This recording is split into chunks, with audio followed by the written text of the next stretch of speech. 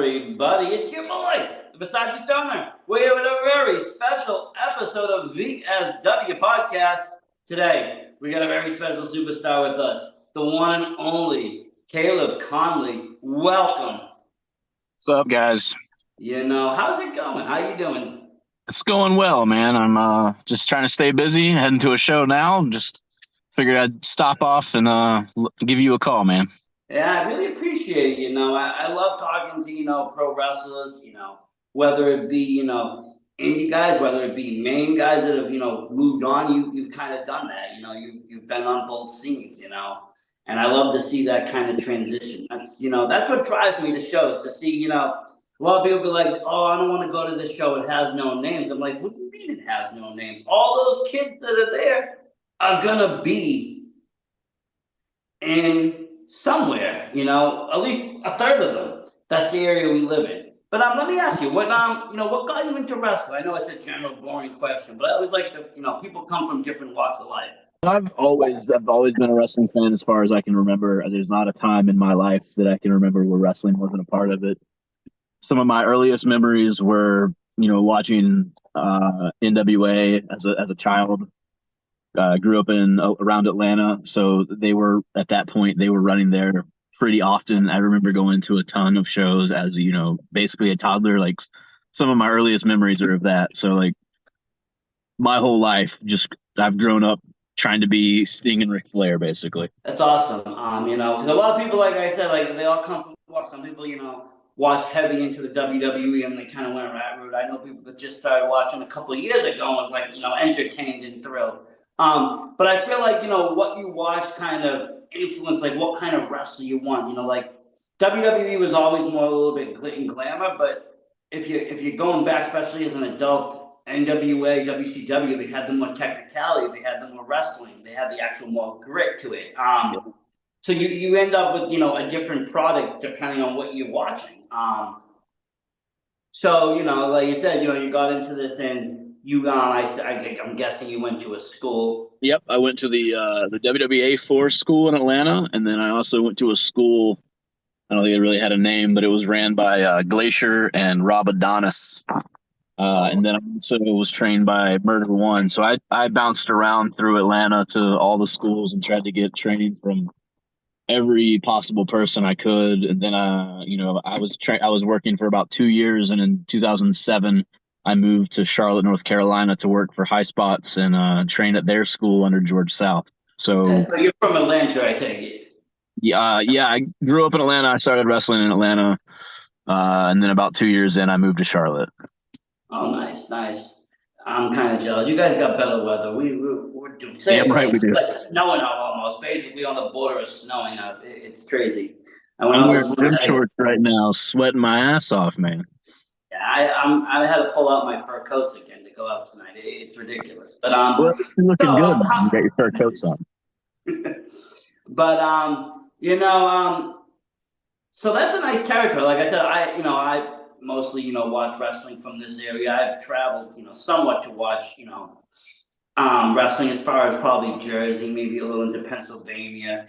But on the indie scene, it kind of gets. It's a little bit hard to start traveling across the country to watch shows as much as I want. Sure. Luckily, we do got good platforms. IWTV is wonderful and things like that. But how was it working in that Atlanta region? How was it, is it much different than working, let's say, in my region, in the Northeast? No, it's, well, I mean, everywhere has their similarities and everywhere has their differences. Georgia, especially in the early mid-2000s, was still a very Southern territory. They still wanted your, over the top baby faces and heels. They wanted a good story. It was less move driven as some of the more Northeast indie style wrestling shows are. I think it's grown tremendously throughout the years. Still has great fans. They just don't want the same things that a lot of like your Jersey, Boston area fans would want, like it's different, but the same, if you can be a good heel in the South, you can be a good heel in the North. But if you are just the guy who can do 75 false finishes in the North, might not translate nearly as much in the South. Yeah, and honestly, that's kind of the differential I was kind of talking about, with, again, growing up with WWF and WCW. It was the same, but there was differences, and the fan Yeah, bases were different, and what you got out of it. And I get that. Wrestling is very subjective. It is all what you make it to be. And some people do like that more of, the classical wrestling style. Well, you don't have to be this athletic superstar. You're a wrestler. You're this grimy, dude. You're just coming in, you're doing a couple of big moves, kind of like Hogan was back in the day, or Andre, or King Kong Bundy. They weren't very athletic, but they were still wrestling and wrestlers. for sure. And it's kind of like that, it's entertainment. I get that, but so that's so you were down in that area for a while, and then you decided to branch out even further, or did you start getting offers? How did that all transpire? So in Georgia, when I started, I think it's the same basically everywhere, especially at that time period, as a lot of people were trapped in their own little territories, their own little 100-mile range of where they wanted to go. And, they might have a little name in that area, but no one outside of that area probably ever heard of you because, the internet wasn't as big and your internet wrestling fan community wasn't as big. But there were a couple people, Jimmy Rave, rest in peace, and Sal Renaro, who were both from Georgia, who were driving up to Ring of Honor, and they were driving up to Jersey All Pro, and they were doing all these shows up north. And I just kind of saw that early on and was like, if you're really going to make a name for yourself, you kind of need to be where everyone else is. You need to spread your name far and wide and get to as many spots as possible. So I saw that very early on, and where a lot of other people were very happy to just be the champion in the promotion that was 30 minutes from their house.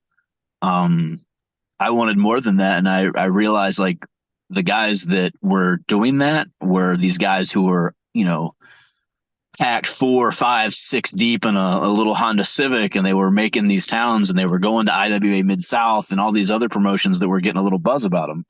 So that's really why I decided to move to Charlotte, is because, I saw the opportunity to move to a new area.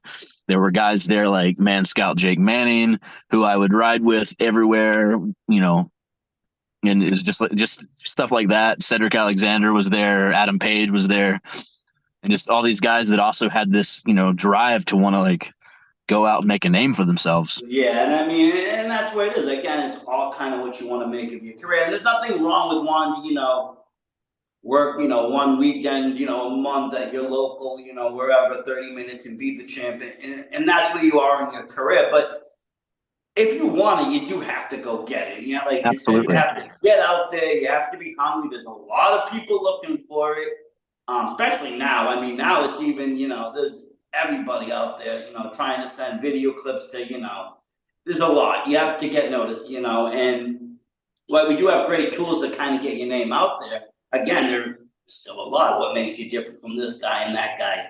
And again, there's still people that don't want to travel that far, but doing that does make you stand out. When now you're starting to go into other areas, you're starting to get into other people's shows, and you're starting to meet other people. And That's I right. think that's where people start to really grow. When you start to meet these other people in other locker rooms, you meet these, you grow bonds. Yeah, it's all about the networking. It's all about getting out there and showing face. It's all about there and getting there early and help setting up the ring and putting up chairs and doing whatever it is that you can do to make yourself a commodity, to make yourself useful. So, I mean, maybe you show up to this show and they don't put you on, but you were there early and you had a smile on your face and you helped set up the ring and you didn't bitch and you didn't complain. And then someone, they might not take notice right away, but they're going to take notice, and then, they're going to give you a shot, and then it's on you to deliver on that shot. So you believe in like giving back into the promotion, kind of, paying those so-called dues that people talk about. But I mean, I don't really consider it dues. It doesn't really matter what you're into, as far as profession. If you're part of a show, whether this is, any entertainment show, you're going to do setup, right? You're going to help. You're not just going to stand there and be like, wrestling shouldn't be any different. The end goal is to get that show off as best as possible, right? So the fans are happy, the wrestlers are happy, and the money's coming in. So why wouldn't everybody just want to help just make that happen, Jimmy Hart's still out there breaking down the ring, and it's like, Well, obviously, some people get it, some people don't. Exactly. Some people get it and some people don't. That's where it is. That's the breaking point. Is some people get it and some people don't. How'd you get into like the bigger promotions? How did you break out of that indie scene and into a national scene? I mean, basically, just exactly what I told you, man. I decided that I was gonna find out when Ring of Honor was anywhere within driving distance of me, and I was gonna start showing up, and I was gonna start trying. I would, at that point, Ring of Honor and FIP in Florida had a partnership where they would basically FIP was like the NXT for Ring of Honor at that point, and Yeah. my Sour Naro was going down there every month, and I said, "Hey, man, I live in Charlotte, and I can drive down and pick you up, and I will drive you to Florida for can I just ride along with you and see what happens?" And he said, "Of course." And so I would get up at the butt crack of dawn at 3, 4 o'clock in the morning, and I would drive 4 hours and pick up Sal, and then I would drive another 6 hours to get to Crystal River, Florida, and I would help put up chairs and put up the ring and do what I needed to do. And luckily, Sal Hamoya and Gabe Sapolsky, were there, and they took notice of me, and they gave me a shot, gave me a dark match, and it went well. And then kind of I became a regular at FIP for the last couple of years, and because of that, some people that were doing Ring of Honor and FIP noticed me, showing up to the Ring of Honor shows, and I drove to Washington D.C. in the middle of a snowstorm. They saw me there, and I helped put up the ring, and I helped do the chairs and do everything, the entranceway, everything going on, and they gave me a dark match, and then that went well, so it led to another thing. It's just trying to be at the right place and the right time, and to be as many places and have as many people see you as possible. It all just came from taking a shot on myself, and when I took that shot, being ready for it. Obviously, when you got into it, you had goals in mind, and this was one of the goals to get noticed, to get into the next promotion, to get into someplace bigger. A lot of people's goals, like I said, to get into that next level. Now there's AEW too that's kind of floating around, people to get into WWE, New Japan, Impact, Ring of Honor. There's a whole lot of promotions that are on that national scene now. But as at one point there was only like one WWE, and then Impact, and then TNA at the time, and then Ring of Honor came out, but it was kind of harder, I feel, to get even noticed, especially that time. Ring of Honor was more regional. You had PWG out west, and there was a couple of different promotions, but they all had a little bit of an internet fan base to them, but they were still only drawing 500 people tops. An armory or a high school gym or whatever it may be. It's not like today where like 15 years ago, there was like, I don't know, 5 or 6 super indie groups that had all the big super indie guys on it, and they were doing well, and they were selling DVDs, and they had, streaming and whatever. But like today, everyone can do that. Everyone can have a streaming site. Everyone can, whatever little bit of DVDs are left, but everybody could put out a DVD. Everyone can have a show live on Facebook or YouTube if they want. Yeah, I mean, if you put in the effort, everybody can do what the Young Bucks basically did years ago and just become household names, selling merch, pumping all that, all these, I still think of, Ring of Honor as kind of a forerunner to all that, because you had these super shows running with like Ring of Honor was teaming up with like New Japan, and you had all this stuff and all these people and all these names, and then, kind of a bunch of them just went the other opposite direction and went, to the AEW side, which is fine. It's all one big kind of group, but Ring of Honor for a long time was kind of that premier kind of wrestling on par with New Japan. Joe Kobashi, match I've watched 100 times probably. How does it feel, in that locker room, in that setting? Because now you're in a totally different place. You're not with locals. You're not with other locals. Was it kind of intimidating? Were you a little nervous? I was definitely nervous. Ring of Honor had, especially at that time, had the best locker room in the world. I mean, you can look at all the guys that were there when I started there, and it's all of the biggest names in wrestling today. I'm talking, Bryan Danielson and Seth Rollins and Kenny Omega, the Briscoes, like all those guys. All those guys were there on top when I was there. When I was there, I was barely there in the first place, but I was in the locker room, and getting a couple shots from there made me become really good friends with Steve Carino, and Steve Carino helped me get to 0-1 in Japan. And it just kind of all snowballed from there, man. Making a little bit of a name for yourself, going to Japan, then starting with Dragon Gate USA. It's all just everything builds off each other. Now, how is wrestling in Japan? Because I heard that's even more different because it's a more stronger style, but it's also just they take it more serious, it's more prestigious. Yeah, I mean, I guess they take it more serious. The as far as like the training over there is no joke. We very much coddle wrestling trainees over here. It's a different thing over there. They take it very seriously. This is a full-time gig right off the bat. You're training every day. You're training for several hours. They are kicking your ass. They are killing you with squats and push-ups and all the cardio. People who get trained over here have no idea the differences.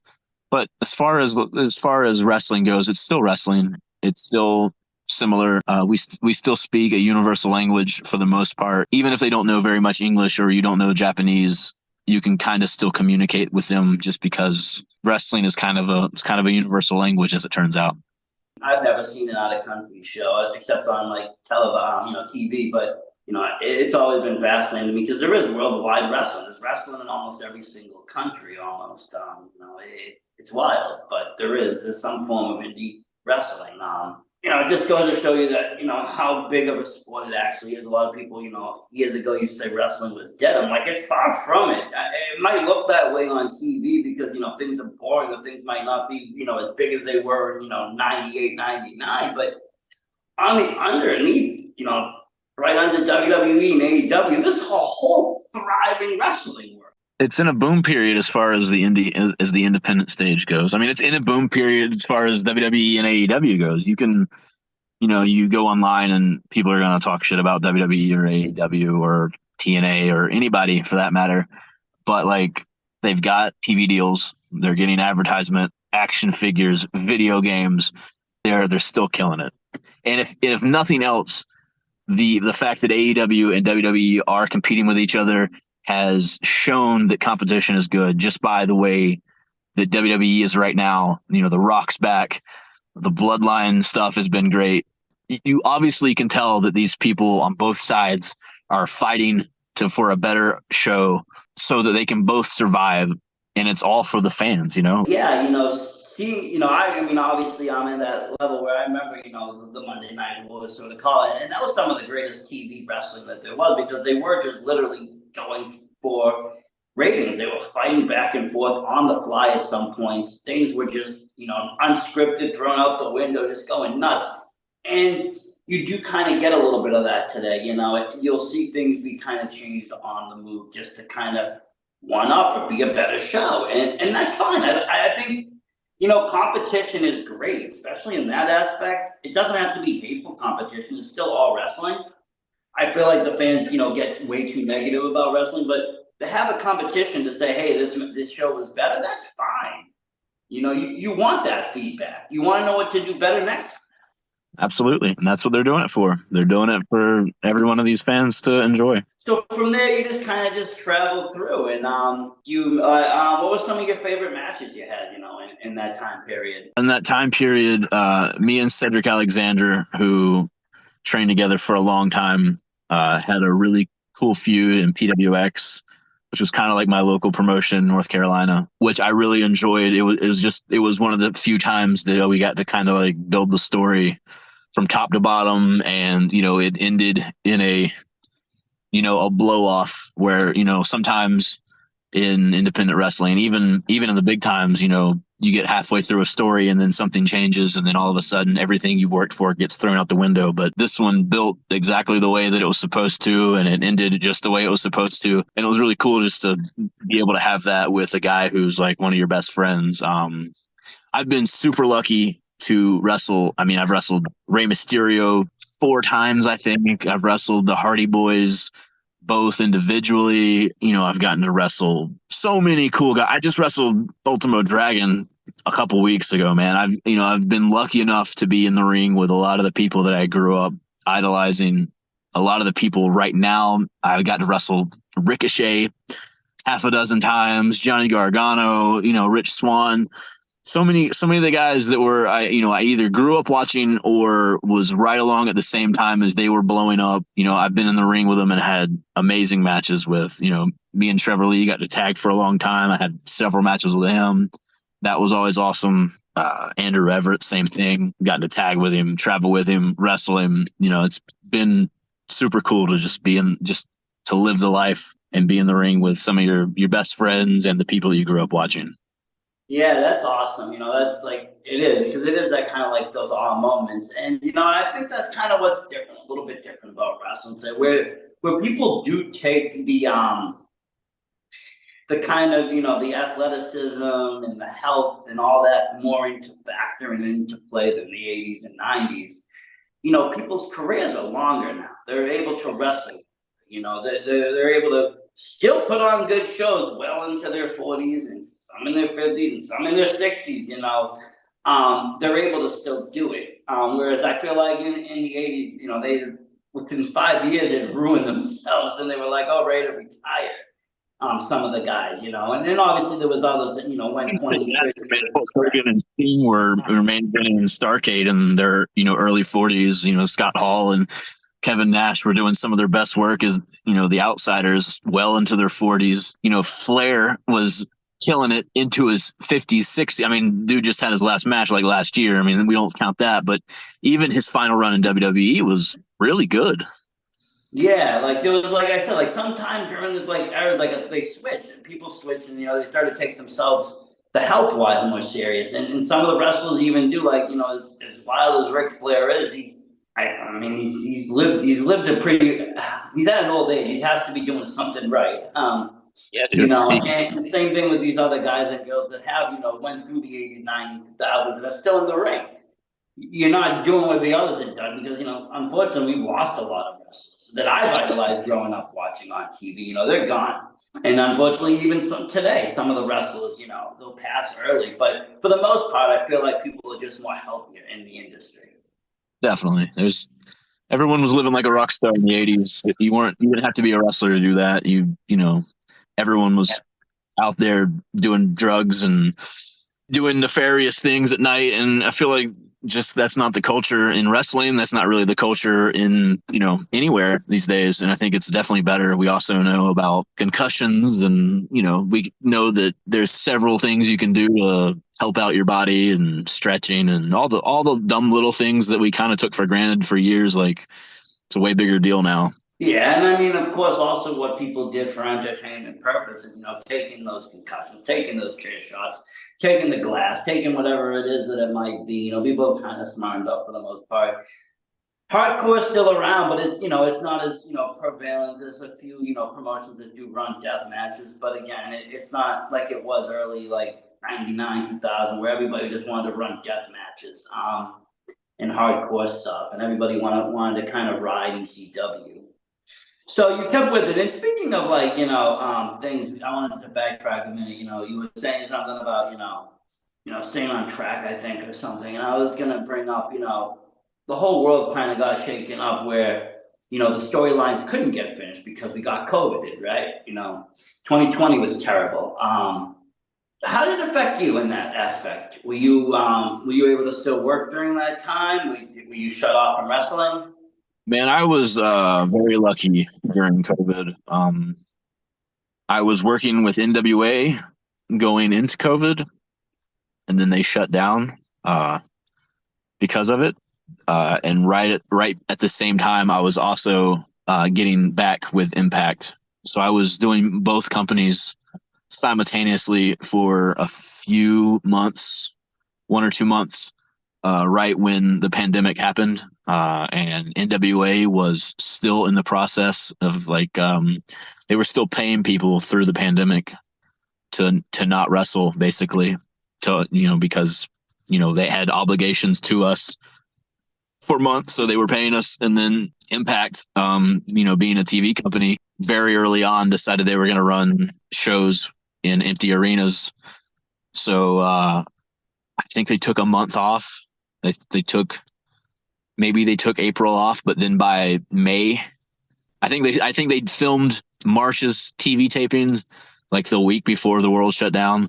So then they had April off, and then by May they were back to running empty arena shows, and so I was still in the ring, for Impact once a month, however long it took them to run TVs every 3 weeks or whatever it was. So I never really had time off, really. I mean, it definitely slowed down as far as like my independent bookings, but I was still very lucky to not only have a job, but a job that was on TV in the middle of, in the pandemic. Yeah, like I said, it affected so many people differently. Like I know people in Florida that they were able to just keep going and it didn't even matter. Up here, everybody was shut down. WrestleMania got shut down. A lot of the people that were supposed to go out that weekend, the bookings canceled and everything canceled. So a lot of people up here, we didn't get nothing until like beginning of 21 when some of the schools and stuff started to follow suit and do tapings. That had access to these buildings and could do these shows without fans. Yeah. And then we started to slowly get a few shows on IWTV, and then finally things would change. But I always like to kind of see how did people through it. Because like I said, to a lot of people, either it's extra money or full-time job, and it's like it's not your typical job. So it's kind of like, what do you do? Especially if it's a full-time job. What do you do? Yeah, a lot of people started going on TikTok and making reels and doing everything they possibly could to keep themselves relevant through it. And it was rough. And wrestling in front of no fans was stupid and rough. I hated it. I hated every minute of it. But you got to do what you got to do, and we made it through it.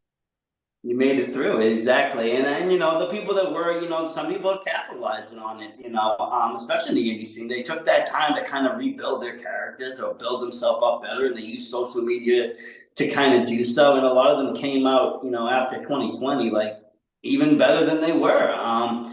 And I think it was all about how you capitalize, how you look at it, but definitely staying relevant was important because without it, people could get forgotten very easily, especially on the indie scene. There's so many guys and girls you see every week.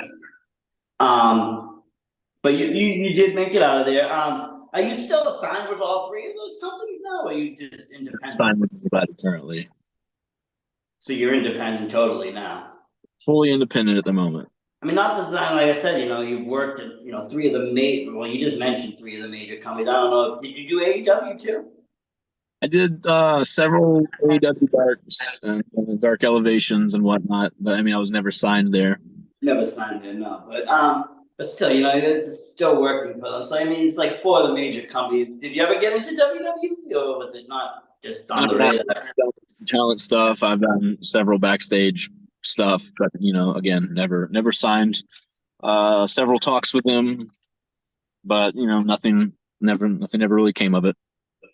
Yeah, and honestly, I feel WWE is like kind of it's a different life. It's a wrestling life, but it's different. Like you got to live by their rules, and it's a whole set of things. I've talked to a few people from over there, and it's like compared to AEW, it's like totally different night and day. The way like management is done, and the back end is done, and work is done. It's just totally different. And the amount of rules and regulations, and kind of what can be said, what can be done, what can be we do, what can workers do, what can wrestlers do. Like you said, some of those companies are still able to take independent bookings. Sure. That's great, that gets people to come back and forth. They see you on a major promotion. It gets people to go to an indie show. It puts asses in seats. But it vice versa. If they see you on an indie show, they might be want to get to an NWA show, want to go to an Impact show to see you. And they might have never known about that before. There's a lot of wrestling fans that just know, a small little bubble of wrestling, and they won't go outside it. But now that you're on the indie scene, is there anybody like you have eyes on that you want to just, that you would say that's like top of the chain right now? No, man. I'm just out here trying to make a living, man. I want to make all the money I possibly can. I want to wrestle for everybody all the time. I want to wrestle anywhere all the time. If you got a show in Saudi Arabia, book me. I'll come. If you've got a show in, wherever the middle of World War III, if you got a show in Ukraine and you need Caleb Konley on it, then, I will be there. This is the life that I live, like I don't have I have goals of always doing good and just like keeping the ball rolling. But as far as like people I want to wrestle, man, I want to wrestle everybody. Like I want to wrestle your champion and show that I'm better than him. But I want to do it everywhere. I want to go to Limitless. I want to go to Seattle. I want to go to Florida. I want to go to Arkansas. Just send me wherever you can. Yeah, you versus Channing Thomas might be a really good match, actually. Yeah, I have to talk to Randy Carter and be like, that might not be a bad idea. Give Channing a little, competition. But no, we have, we in Northeast, we have a lot of great, chaotic, you just saw, with Sasha Banks and all that, she came from that. sure. Yeah. Chaotic's got a really nice rich line. You got Beyond Wrestling, which is great. You see them all over TV as well. Yeah. A lot of great wrestling out in the Northeast. There's a lot of great wrestling, like you said, all over this country. There's good promotions in California too, I heard. But like you said, you want to just get out there and do you. That's great. It's kind of do you feel a little bit free being able to do this, kind of just taking bookings at will? Yeah. I mean, I like it both ways. I don't really have a preference. It was, it's nice to have a steady income that you're not completely, worried about having to make that next booking. But I stay pretty booked, so I'm not all that worried. Now I heard you do got a match coming up in my area soon, and it's against a fella named Hazard. Yeah. I saw you wrote, he did a little vignette of it, and he's pretty harsh. He's pretty thug. He's pretty street. I didn't realize that we were allowed to cosplay as Eminem in the year 2024. I thought we were kind of done with that in the 90s. I don't really know half of what he said. It didn't make any sense to me. I didn't realize that, we were still doing that. I didn't know cultural appropriation was still cool. But it's the same as everything else. Like people talk a big game and, they see me and they want to, make a name for themselves and write that they wrestled Caleb Konley and beat him on X show or whatever. And I'm used to that. And that honestly, it doesn't really bother me too much because this is what I do, 3-4 days a week. And every week it's another has saying that they're going to body me, yada, yada, yada. So with you coming from the, the big time kind of on the indie scene, you say people kind of looking at you as a stepping stone. Hey, if I can beat this guy, maybe I can get a spot somewhere. Yeah, that's the way it's been for years, man. I'm used to it. This is nothing new. People always think that they are different. People think they are always better. Somehow they are going to be different than all the rest. This is a big opportunity for him. This is just another day in the life of me. Yeah, and it's gonna be exciting. I think it will be a good match. Yo. What? HAZ on the podcast. First off, Caleb, let it be known you are no stepping stone for me. I am way more successful than you and have ever been. I've been listening to what. Stop. I've been listening to what you're saying. All you're doing is talking in the past. You're talking in the past. I'm in the now. I'm doing it now. Are you doing it now? I'm doing it now. What are you doing now? I'm doing everything. You listen. You can't talk down on me. You can't talk down on me. No Eminem. This is me 100%. This is me in real life. I lay dudes out for a living. You're a dork for a living? I lay dudes out for a living. And when we come face to face, you're going to find that out. Why are you so cranky? I put this all out on video, and guess what? You know what you said? Nothing. Crickets. Real small. Because you're a dork. Bro.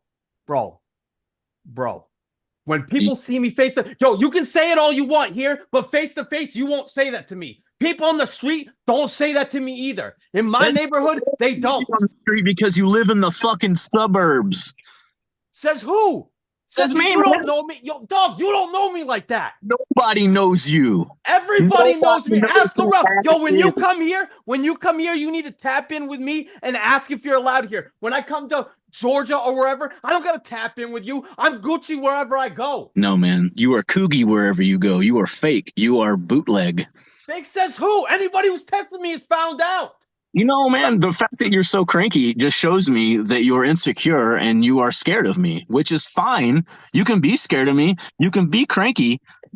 It doesn't matter to me. I do this for a living every day. I wrestle marks like you on a reg. Why would I be scared? My street credibility is way crazier than yours. You got street What are you on talking about? Sesame What are Street? you talking about? Face to face, you ain't nothing. Oscar the Grouch knows you, man. You talking about Big Bird. You talking about your Sesame Street cred. I'm from Newport News. Ain't no Sesame Street down there. 757, dog. You smoke Newports, maybe. Bet. Exactly. Bet. You can't talk down on me. I will talk down on you because I'm not dudes out for a living. Yo, I'm gonna dust you when we get in the ring. Real talk. You want to talk about all these 5-star matches and these people you worked against? Dog, I am not that. This is a fight. I'm not wrestling. You're a goober. That's all you got. That's all you got. Jokes. That's all I got. Jokes. I got jokes. I have 18 years of experience in putting punks like you in your place. Dude, people see me on the street and they cross. They go to the other side because they don't want to get that close to me. You look like you sell cell phones for 11. No, dude, I sell wrestling for in the mall, head ass. Yo, what is your carrier, head ass? Yo, stop. You have no credibility at all. Not here, not anywhere. Oh, you do the drives. You do the drive. Yo, you think that matters to me? You know, I have platinum status on American. I do the flights, buddy. People fly me to places. Exactly. So you don't know what it's like to come up in the struggle. You got a silver spoon, and I'm gonna make you choke on that. Real talk. Real talk. I'm gonna have your mom choking on something. Bring family into it, right? Yeah, man. Bring family into it, right? This is rough. No, you're talking way too heavy right now. Yo, when you see these hands fly, trust me right now. I swear to God, I will do it for moms. On moms, I will body you. On my moms, I will body you. You're gonna body me. Yeah. That's a threat. I'm gonna get you taken off of Facebook. Do whatever you need to do. You still got to see me in the ring. I don't want to see you on the internet. All these Versace, all these dudes is just talk. I'm action. I don't want to do this talking. Brands you can't afford. What? Why do you keep talking about all these brands you can't afford? What are you? I got way more money than you. Bet on it. I would put my bank account against yours any day of the week. I'm in the. I get money. You can't get money. You get mad. I get money. We're different. People in the streets are wearing slides, and they get their hats from the gas. I take those slides and I take those hats for fun. I don't even need them. Man, those aren't the Beats they're wearing. Those are some bullshit Walmart headphones. Beats by Dre. Ever heard of it? Man, I'm not going to get into a designer competition with you. You're trying to change the subject. I'm just letting you know you're a punk. I'm letting you know that you're trying way too hard and you're not scaring me. Because you know what? Little chihuahuas that bark real fucking loud, they still get their ass stomped by pit bulls. Yeah, well, my bite's way bigger than that. I promise you. On God, I promise you, it's way bigger than that. You're the gap in your front teeth is way bigger than that. Bet. Gucci. Dollar bill, y'all. April 12th, I will see you, and you're gonna have to. Oh my God, you're gonna pay for everything you said. I swear to God. Man, you're so mad. You should probably take like a chill pill. You should like maybe smoke a joint and just. No, you're way too casual about this because this is like, dog. You're playing right now. You are playing, and eventually you're gonna have to see me face to face. I do agree, though. You maybe want to smoke the joint. No, I am OP. I am the meta. I am the limit that you can't reach. You're gonna have a heart attack before April 12th, dude. You should keep that same energy. Because I promise you, face to face, I'm keeping this same energy. Good. Promise you. I hope so. Where's this fight even taking place? Is it just happening in the street? Where's it going? Where's it happening? As soon as I see him, it's on site. As soon as I see him, it's on site. I find out what airport he's flying into. He can take whatever silver plane, whatever. As soon as he gets, when he's waiting for his luggage, boom, body. I'm flying into Boston, man. Cool. Pick me up. We can drive there together. Give me the gate. I'll be there. Okay. I'll text it to you. Well, April 12th, folks, this is going to be something wild. I mean, these two guys more than ready to just. Someone's catching a body. I don't know who. No one's Caleb. catching. That's illegal. I'm just gonna beat him. That's all that is. No, it's over. It's not really that It's stressful. over. It's one take, Jake. That's it. DASSIT. That's it. Good catchphrase. Well, I have to say thank you for coming on my show. It's been a great pleasure. Has it? Thank you. Sorry you got to interview these You're a little bums. wound up. You should chill. Sorry you got to interview these bums. Yo, let me put you in contact with some better people. Do it, man. Put him in some contacts with better people because I don't want to do this show. I don't have to talk to you anymore. You're way too aggressive. Just way too loud. You've got little man complex. You probably got a little dick. I don't know what's going on. But on April 12th, I'm going to beat you in the game. That's cool. Bye-bye. Bet on it. April 12th, folks. There you have it. We will get links up to where you can buy tickets for this fight and all of it and everything else. And as always, thank you for watching and support indie wrestling. This has been Wild. Versace Stoner out.